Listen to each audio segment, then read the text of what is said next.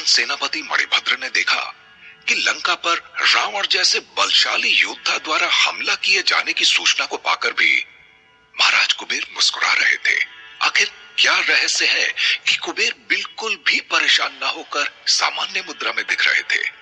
मणिभद्र ने अपने मन ही मन कहा, महाराज और उनके पिता महर्षि विश्वश्रवा दोनों ही अत्यंत ज्ञानवान और दूरदर्शी हैं, परंतु इस युद्ध की घड़ी में इनके मुखमंडल पर घबराहट के स्थान पर मुस्कुराहट का होना कोई सामान्य बात तो नहीं हो सकती। अभी मणिभद्र सोच ही रहा था कि महाराज कुबेर की आवाज उसके कानों में पड़ी और वो चौकन्ना हो गया। कुबेर ने कहा, मणिभद्र, ओ मणिभद्र, कहां खो गए हो तुम? मुझे मालूम है कि हजारों की बहुत बड़ी प्रशिक्षित असुरी सेना लेकर रावण बहुत तेजी से लंका नगरी की तरफ बढ़ रहा है। हमें यह भी भली भांति ज्ञात है कि तुम्हारे नेतृत्व में लंका की शाही सेना भी किसी भी स्थिति से निपटने के लिए पूर्णतः तैयार है, परंतु मैं तुम्हें आदेश देता हूं कि हाथियों, घोड़ों और सैनिकों की बड़ी सेना को लेकर नहीं, बल्कि एक घोड़े पर सवार होकर तुम अकेले ही कुंभल वेला की पहाड़ी के समीप रावण की असुरी सेना को रोकोगे। ये सुनते ही मणिभद्र हैरान हो गया। उसे समझ में नहीं आया और उसने तुरंत घबराते हुए कहा, क्या मैं अकेले? युद्ध कौशल में महारत रावण और सुमाली द्वारा हजारों की संख्या में प्रशिक्षित असुर सैनिकों को मैं अकेले कैसे रोक पाऊंगा महाराज? कुबेर ने मणिभद्र से कहा, तुम्हें असुरी सेना से कोई युद्ध नहीं करना है मणिभद्र, बल्कि उन्हें कुंभल वेला की पहाड़ी के समीप रोककर यह संदेश देना है कि लंका के राजा कुबेर ने रावण को राजभवन में बातचीत के लिए बुलाया है। क्या महाराज, युद्ध के समय वार्ता? यह बात मेरी समझ में नहीं आई। मणिभद्र ने आश्चर्य से पूछा। कुबेर ने कहा, राजकाज का काम मेरा है मणिभद्र, तुम्हारा नहीं। मैं जो तुमसे कह रहा हूं उसे मैं अच्छी तरह समझ भी रहा हूं। तुम्हें समझने की कोई जरूरत नहीं है। जैसे तुम्हारा काम युद्ध करना और युद्ध के दौरान सेना को नेतृत्व प्रदान करना है, वैसे ही राजकाज और कूटनीति मेरा काम है। तुम सिर्फ मेरी आज्ञा का पालन करो और तुरंत ही असुरी सेना को रोककर रावण तक हमारा संदेश पहुंचा दो। ध्यान रहे, असुरी सेना कुंभल वेला की पहाड़ी से आगे ना बढ़ने पाए। मणिभद्र ने कहा, आपकी आज्ञा सर आंखों पर महाराज। मैं अभी तुरंत कुंभल वेला की पहाड़ी की तरफ निकलता हूं, लेकिन जाने से पहले मेरी भी एक सलाह है कि अगर मेरा सफेद घोड़ा मुझे लिए बगैर वापस आ जाता है तो हमें जवाबी हमला बोल देना होगा। कुबेर ने सहमति में सिर हिलाया। मणिभद्र महर्षि विश्वश्रवा और कुबेर का आशीर्वाद प्राप्त करके प्रस्थान कर गया। गुप्तचरों की सूचना बिल्कुल सही थी। दूत द्वारा भेजे गए संदेश का एक एक शब्द सच साबित हो रहा था। एक तरफ से सेनापति मणिभद्र का घोड़ा हवा से बातें करता हुआ राजमहल से निकला, तो दूसरी तरफ रावण समुद्री तट के जंगलों से होता हुआ अपनी विशाल सेना के साथ बहुत तेजी से राजमहल की तरफ बढ़ रहा था। प्रस्थान करने से पहले ही सुमाली ने संपूर्ण आसुरी सेना और रावण से कहा था, रावण, याद रखना, तुम एक परंपरागत जिम्मेदारी को पूरा करने जा रहे हो। हाँ, अपनी ही चीज को वापस लेने जा रहे हो। एक मां और बूढ़े नाना के सपने को पूरा करने जा रहे हो। तुम्हारे पास मायावी शक्ति, अमरता का वरदान, दशानन हो तुम, विशाल सेना है और सबसे बड़ी बात, ब्रह्मा जी का आशीर्वाद है। इतना सब होने के बाद इसलिए चाहे जितना भी रक्त बहे, जो भी सामने आए उसे पेड़ पौधों की तरह काट देना, क्योंकि इस युद्ध का एक ही परिणाम होना चाहिए और वो है लंका पर विजय, यानी असुरी राज की फिर से स्थापना। तो रावण, अब समय आ गया है इतिहास बदलने का, लंका वापस प्राप्त करने का, क्योंकि ये लंका सुमाली के ये कहने के बाद पूरी असुर सेना और रावण ने एक साथ कहा, हमारी है। इसके बाद पूरी सेना रथ में सवार रावण के नेतृत्व में आगे बढ़ने लगी और हजारों की संख्या में ललकारते हुए पाताल लोक की राक्षसी सेना अपने स्वामी दैत्यराज सुमाली और उसके नाती के लिए अपने प्राणों को न्यौछावर कर देने का संकल्प लिए लगातार लंका की तरफ बढ़ रही थी। एक घोड़े पर सवार सुमाली का अंगरक्षक मलय सैनिकों का उत्साह और हिम्मत बढ़ाने के लिए नारे लगा रहा था। पूरी आसुरी सेना जब आगे बढ़ रही थी, तब हवाओं में घोड़ों की टाप, हाथियों के गले में बंधी घंटियों की आवाज और दशानन रावण की जय, असुरी सेना की जय, राक्षस राज की जय, दैत्यराज सुमाली की जय जैसे विजय उद्घोष गूंज रहे थे। अचानक सुमाली ने अपना दाहिना हाथ उठाकर लश्कर को रुकने का इशारा किया। एक एक करके सभी घोड़े, हाथी, रथ और सैनिक अपनी अपनी जगह पर रुक गए। रावण ने सुमाली से पूछा, ये अचानक क्या हुआ नानाश्री? आपने एकाएक हमारी लंका विजय अभियान के घोड़े की गति को लगाम क्यों लगा दी? कहीं आगे कोई बाधा तो नहीं है? मैं तो देख पा रहा हूं कि कुबेर की सेना अभी संभवतः शाही छावनी से निकली ही नहीं है। पूरा का पूरा मैदान साफ है हमारे लिए। सुमाली ने रावण से कहा, नहीं रावण, पूरा मैदान हमारे लिए साफ नहीं है। ये धूल के गुबार को खत्म होने दो। मैंने अभी अभी एक घुड़सवार को कुबेर का राजकीय झंडा लिए दूर कुंबल वेला की पहाड़ी के समीप वाले मैदान में तैनात देखा है। मुझे आश्चर्य है कि इतनी विशाल असुरी सेना को रोकने के लिए सिर्फ एक सैनिक, कुछ तो बात है रावण। रावण ने कहा, इतनी दूर से कुछ स्पष्ट दिखाई तो नहीं दे रहा है, लेकिन दूर लंका का पताका लहराता हुआ मैं भी देख पा रहा हूं।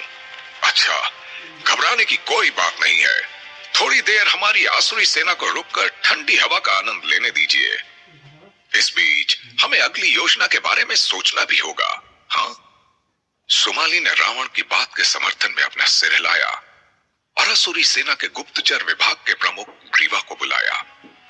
उसने ग्रीवा से पूछा, क्या कोई खुफिया सूचना है तुम्हारे पास कि लंका की सेना ने अभी तक कूच क्यों नहीं किया है? क्या हम इतनी विशाल सेना लेकर एक सैनिक से लड़ेंगे? हैं? ये कैसा अपमान है हमारा। ग्रीवा ने कहा, हे दैत्यराज, बस कुछ ही क्षणों में हमारे पास सूचना आने वाली है। जैसे ही आपने सैन्य दल को रुकने का इशारा किया, मैंने अपने मायावी गुप्तचर अन्वेषी को हमारे आसपास चारों तरफ की सूचना लाने के लिए भेज दिया है। कुछ ही क्षणों में वो लौट आएगा। इस बीच हमारी असुरी सेना पूरी तरह चौकन्नी रहेगी। इस बीच धूल का गुबार भी छटने लगा था और कुछ धुंधला धुंधला सा दूर कुंबल वेला की पहाड़ी के समीप वाले मैदान में लंका का झंडा लिए कोई घुड़सवार खड़ा हुआ दिखाई दे रहा था। सुमाली ने क्रोधित होकर कहा, इस कुबेर का इतना साहस है कि हमारी शक्तिशाली असुरी सेना का मुकाबला करने के लिए सिर्फ एक घुड़सवार को भेज दिया।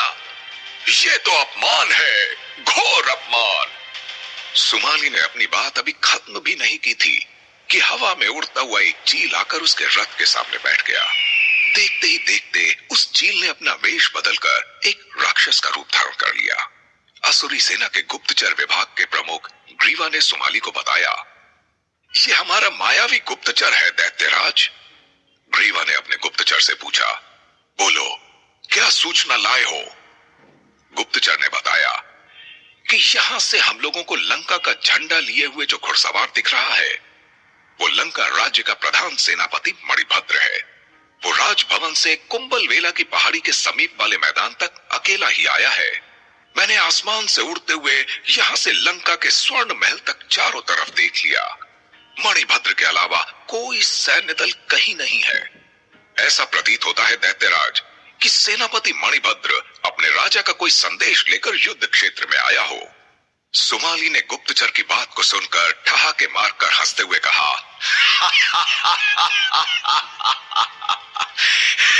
डर गया भाई, डर गया। लंका की गद्दी को छल से हड़पने वाला डर गया। अब वो युद्ध नहीं करेगा, संवाद करेगा। रावण ने सुमाली से कहा, नाना श्री, हमें कोई सैनिक भेजकर यह पूछना चाहिए कि आखिर सेनापति मणिभद्र युद्ध भूमि में अकेला क्यों खड़ा है। सुमाली ने तेज आवाज में कहा, अरे वो तो हमारे स्वागत के लिए तो आया नहीं होगा रावण। ये तो स्पष्ट है कि वो हमसे कोई बातचीत ही करना चाहता होगा। खैर चलो, तुम कहते हो तो मैं मलय को 2 सैनिकों के साथ मणिभद्र के पास भेजता हूँ। सुमाली की बात सुनकर उसके अंगरक्षक मलय ने कहा, जैसी आज्ञा प्रेतराज, परंतु मैं वहां 2 सैनिकों को नहीं ले जाना चाहता हूं। जब लंका से अकेला संदेशवाहक युद्ध क्षेत्र में आया है तो हमारी तरफ से भी मैं अकेला ही जाने की आज्ञा चाहता हूं। प्रस्थान करने का इशारा पाकर मलय ने अपने हाथों में असुरी सेना का पताका थामकर अपने घोड़े को कुंभल वेला की पहाड़ी की दिशा में दौड़ा दिया। रावण और सुमाली बहुत बेचैनी के साथ मलय के वापस लौटने की प्रतीक्षा करने लगे। कुछ ही देर बाद लंका की सेना और असुरी सेना के पताके आमने सामने थे। दूर से दिख रहा था कि मलय और मणिभद्र आपस में बातें कर रहे थे और कुछ देर बातचीत करके मलय वापस लौटने लगा। वापस आकर मलय ने बताया कि कुबेर चाहते हैं कि रावण वार्ता के लिए राजभवन में जाए। मलय के मुख से कुबेर का संदेश सुनकर सुमाली ठहाके मारकर हंसने लगा। ये लो, देखा मैंने क्या कहा था। अब लंका के सिंहासन पर बैठा लंकाधिपति युद्ध नहीं, वार्ता करेंगे। लेकिन रावण अकेले नहीं जाएगा, मैं भी उसके साथ जाऊंगा।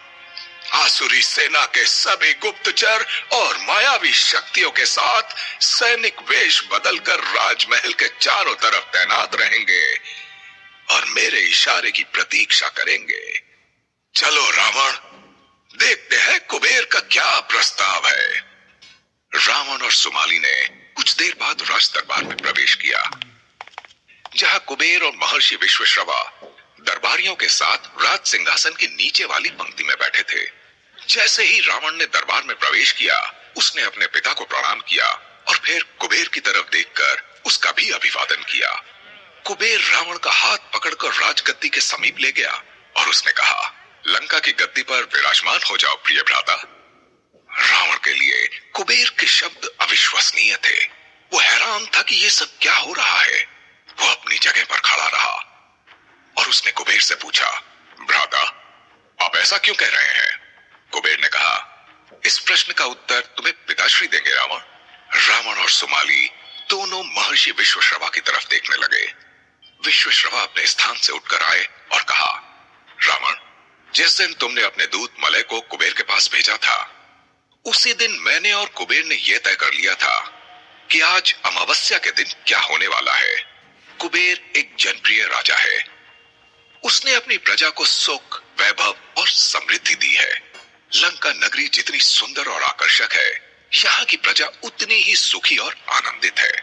उस दिन जब दूत मलय के जाने के बाद कुबेर मेरे आश्रम में आया, तब मैंने उसे युद्ध को टालने की सलाह दी और कुबेर ने अहिंसा के मार्ग का अनुसरण करते हुए मेरी बात मान ली।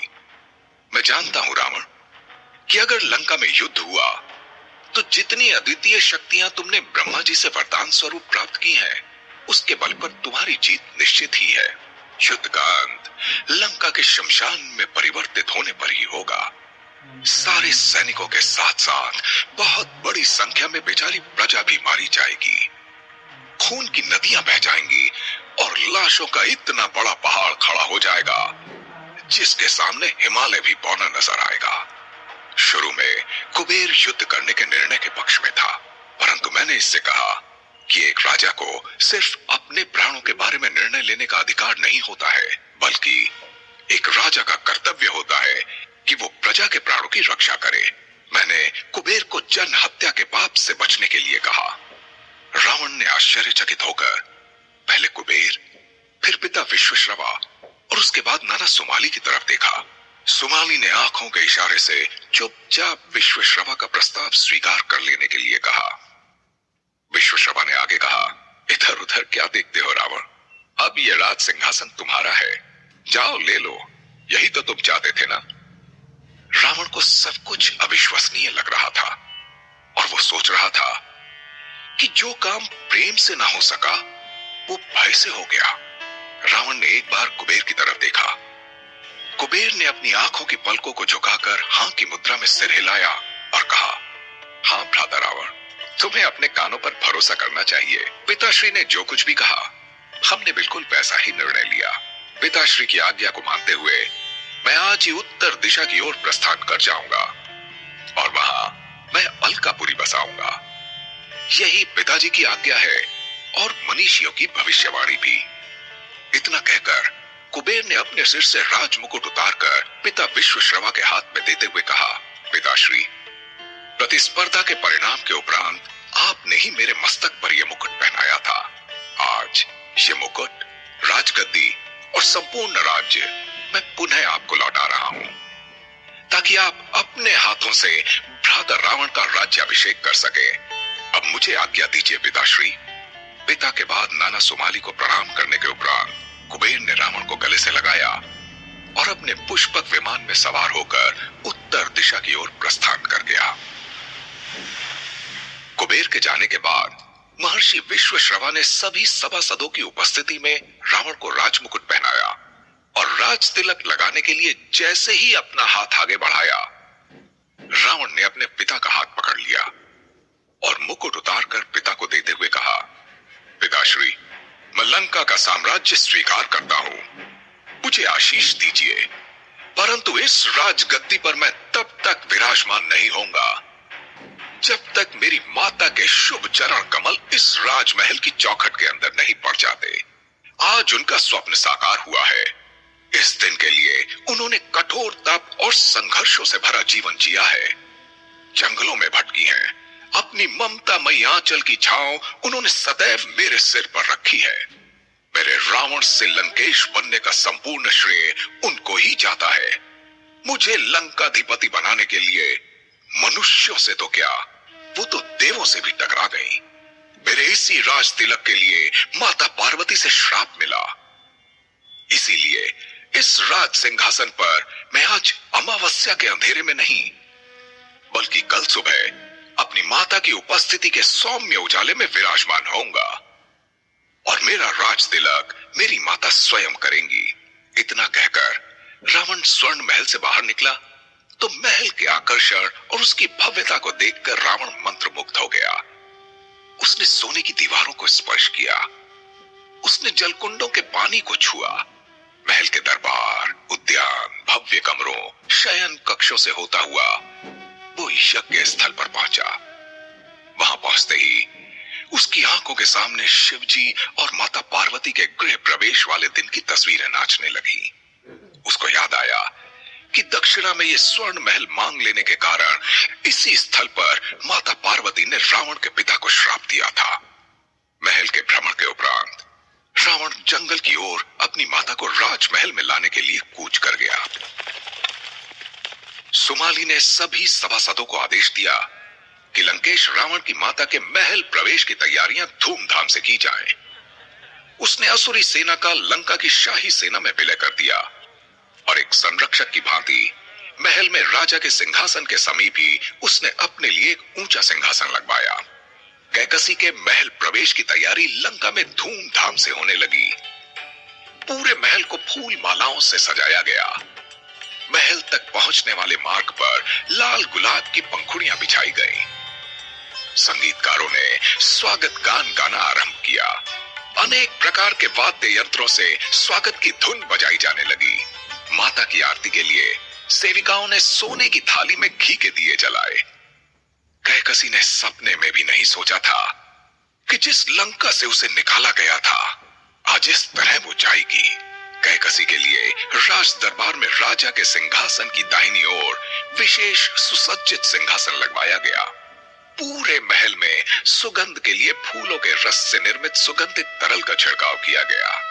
संगीत और सुगंध से दमकता हुआ राजमहल राजमाता कैकसी के स्वागत के लिए सुबह सुबह पूरी तरह से तैयार था। सोने के रथ पर सवार कैकसी और रावण जंगल से राजमहल पहुंचे। पुरोहितों ने गृह प्रवेश और शुभकामनाओं का मंत्रोच्चारण आरंभ कर दिया। मुख्य द्वार पर संगीतकारों ने स्वागत गीत की धुन बजाई। कैकसी के चेहरे पर हर्ष और खुशी के भावों की चमक थी। लाल गुलाब की पंखुड़ियों पर चलते हुए वो रावण का हाथ पकड़कर महल की चौखट की तरफ बढ़ रही थी।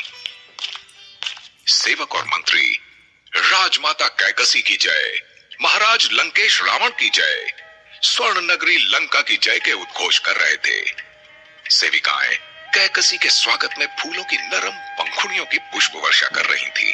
महल की चौखट पर आकर रावण और कैकसी खड़े हो गए। रावण ने मुस्कुराते हुए झुककर माता को महल में प्रवेश करने का इशारा किया। कैकसी ने अपना दाहिना पांव उठा लिया, परंतु उसके मन में कुछ विचार आया और अचानक उसने अपना पांव पीछे खींच लिया। रावण की तरफ देखते हुए उसने कहा, पुत्र, माता पार्वती के सपनों के स्वर्ण महल में प्रवेश करने से पहले मेरी एक शर्त तुम्हें पूर्ण करनी पड़ेगी। मुझे यहाँ आते ही वो दिन याद आ गया जब मुझे तिरस्कार पूर्वक यहाँ से निकाल दिया गया था, जब मेरे पति ने मुझे त्याग दिया था। और ये सब हुआ था महादेव और पार्वती के सामने। तो आज भी ये होगा महादेव के सामने। इसलिए मेरी शर्त यह है कि जाओ, पहले महादेव को यहां लेकर आओ, तभी मैं लंका में प्रवेश करूंगी, नहीं तो नहीं करूंगी। कहते हुए कैकसी पलटकर जंगल की तरफ जाने लगी और आश्चर्य भाव से रावण अपनी माता को देखने लगा। क्या कैकसी की इस कठोर शर्त को पूरा कर पाएगा रावण? अब राजगद्दी पर कैसे विराजमान होगा दशानन? इन सवालों के जवाब जानने के लिए पॉकेट एफएम पर सुनते रहिए रावण।